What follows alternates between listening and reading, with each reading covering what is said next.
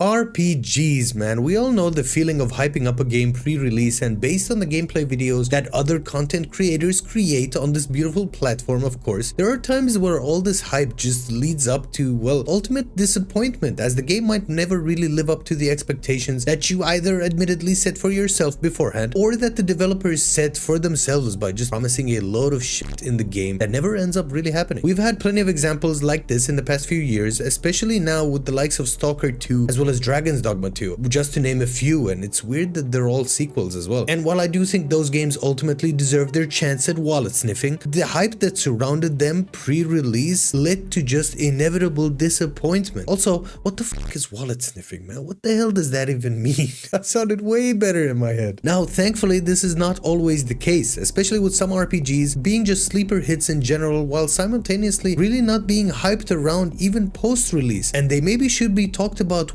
way more than they are at this moment in time. So in this video, we'll be discussing 4 such role-playing games that took me especially by complete surprise, and I do hope you let me know in the comments down below what RPG games do you think should be on this list. So without any more filler, man, subscribe if you're new and let's get into the list of games. And starting off, well, if you know, you know, but Persona 3. Now, Persona as a series in general has been loved by a very long time, but mainly JRPG fans and a certain subsection of Reddit fans, which have a certain 34 number behind their name. I won't get into that too much. I don't know what you're talking about, man. I don't know what that is, of course. Now, the game, for lack of a better word, is a high school simulator with a twist, as you play as the main character, of course, who for reasons unknown can connect with this otherworldly realm that is filled to the absolute brim with odd-looking creatures, mind palace dungeons, and these Pokemon-like things that are called personas. The turn-based combat mixed with RPG elements like squad building, skills, gear, and all the shebangs that you would expect from a role-playing game in this day and age is very addictive to get into, but what really took me by surprise are the social aspects in the game and the relationship building, man. How attached do you get to these characters? It's insane at how attached I get to these characters that are virtual. They're like, I'm playing a... oh my god, I don't even want to get into that. Now, for the uninitiated, of course, the game takes place over the course of a calendar year, and you live each day by deciding what to do during the morning and the evening then, and who to really spend your time with. There are jobs you can take, books you can read, and just spend time with friends to deepen bonds, as you don't do that IRL, of course. And whichever thing you choose enhances or improves your character in some way or form. You also have to study for school, which is weird to think as a 30-year-old that I have to study for exams in a game, but you have to actually pass exams in this game, and that's crazy to think that I would love to do that. And there are a bunch more things that I couldn't possibly fit into this segment alone, but expect a story that lasts for like 60 hours at least and only just keeps getting better the more you play it, man. Admittedly, the game does start off rather slow and it takes like 10 to 15 hours to actually get going. I started off playing this game on my Steam Deck, just chilling every evening, playing for like half an hour at a time or an hour at a time, because you can save pretty often. All of a sudden, man, it got this gorilla freaking grip on me with the story and the characters and just the world around you, and you really get hooked into this if you allow yourself to get hooked into it, of course. But while I say this, and I do love this game, I do have to also say that there is a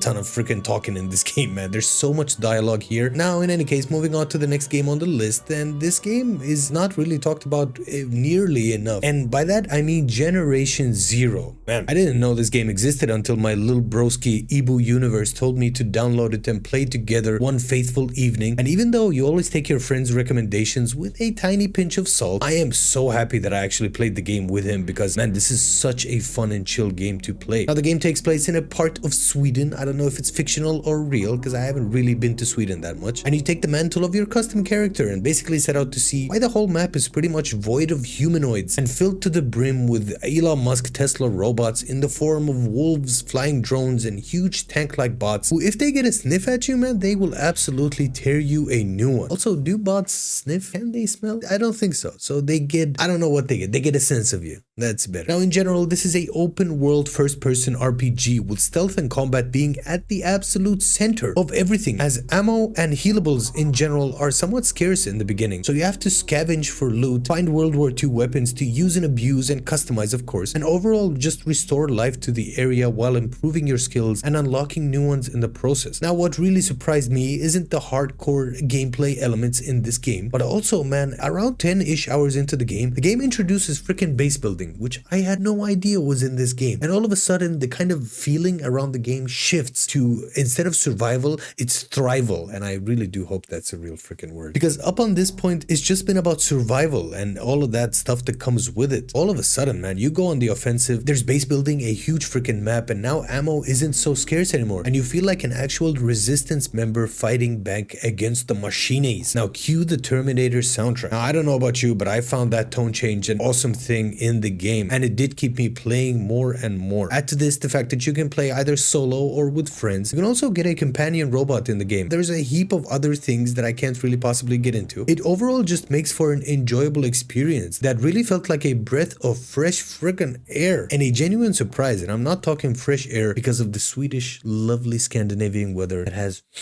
just fresh oxygen everywhere. Now next up on the list we have another Crab's Treasure, and I think everyone should be playing this game, honestly. This game is a Souls-like action RPG with the single most interesting setting to the genre that has ever seen in the genre since the days of Bloodborne, the greatest of all time. You are this hermit crab whose shell was taken by a shark head on a freaking stick, and I wish I was making that up. This game starts off as a cutesy, funny looking game that from the visuals alone makes you feel like you're playing a kid's game in general. But man, play even 1 hour of this game and you get the feeling that this game takes itself about as seriously as literally every other Souls-like game, because this is genuinely a Souls-like game. This game is don't judge a book by its cover personified, with this challenging gameplay and a story that takes surprisingly dark and twisted turns that genuinely surprised me even later on in the game. Like some of these cutscenes, some of the stuff that happens in this game, it really stops you. Now what sets this game apart from all others in the genre is the shell system, as you are a hermit crab of course, and naturally you get to inhabit different shells that you find around the extremely polluted seas, like the plastic, oh my goodness. From tennis balls to boxes of tissues and boxing gloves, even a freaking pistol, man. Every shell you find has its own utility in the skill that it comes with and you can use. Now think of it kind of like weapon arts in Elden Ring, where on top of being able to defend yourself because you're quite literally naked without a shell, you get a skill depending on the shell in use, and they all have their own uses of course. Some shells also provide way more defense than others, and some even freaking heal you. I mean, there are so many different mechanics in here that really allows the player to RPG the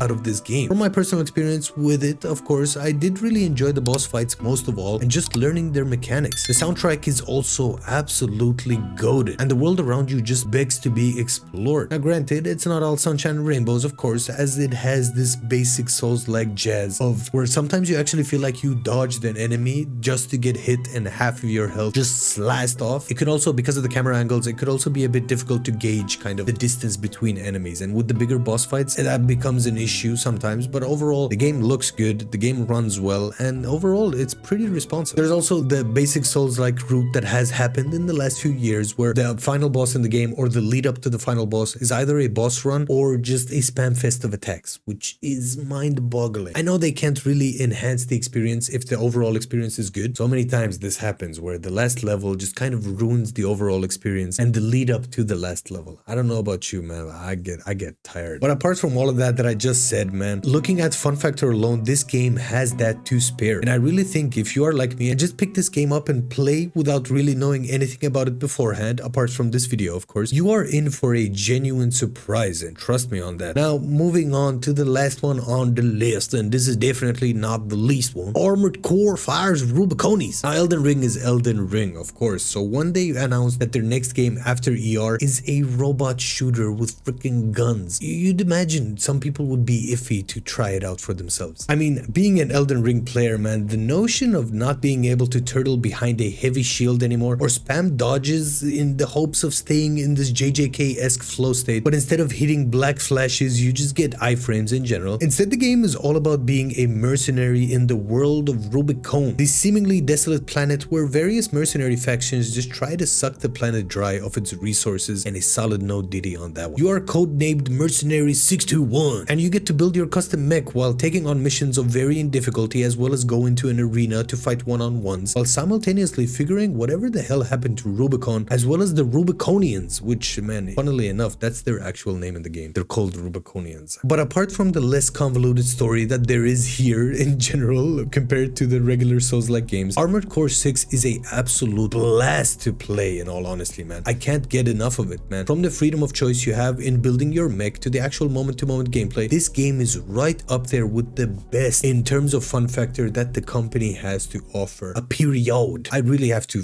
emphasize on the fact that the gameplay is super responsive. It's super fun. It's just hectic in the best way possible. Sometimes it's a bit annoying, admittedly, but what game isn't annoying in general? The fact that you get to build your own mech, that if you upgraded a certain path, you get 6 freaking different weapons equipped at the same time. Or if you want, you can just have a floating tank as well that just freaking floats and has homing missiles on it. Now, from my experience with the game, that I will be posting a video of soon enough, so subscribe if you haven't already, of course. But in general, man, I just had such a blast playing this game because of the fast-paced combat, how responsive everything feels, and in general, how just everything works so well together. The biggest issue that I have with Souls-like games in general is that there's always so much to do, and some of these games may feel super overwhelming at times, especially if you only have like an hour to play every evening, man. Armored Core 6 is the exact opposite, man. It's the perfect fit for just jumping in, completing a few missions while looking cool as fuck doing so, and having a ton of fun as well, man. So if you like fast-paced action with that Souls-like twist to it, and this game, man, it's a absolute no-brainer. But ultimately, what the fuck do I know, man? I'm just a random gamer on the internet telling you that these games surprised me, so now it's your turn to tell me if these games were surprising, or if you have your own list of games that could potentially help me make a future video, of course. But do let me know in the comments down below. Any and all comments do take this video a long-ass way to the greatness of the tube. So now it's your turn to tell me your thoughts on this game in general,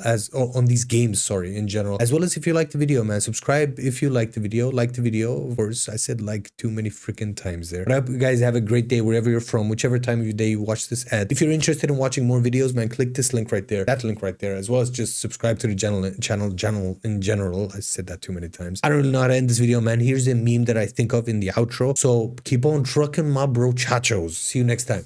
Peace.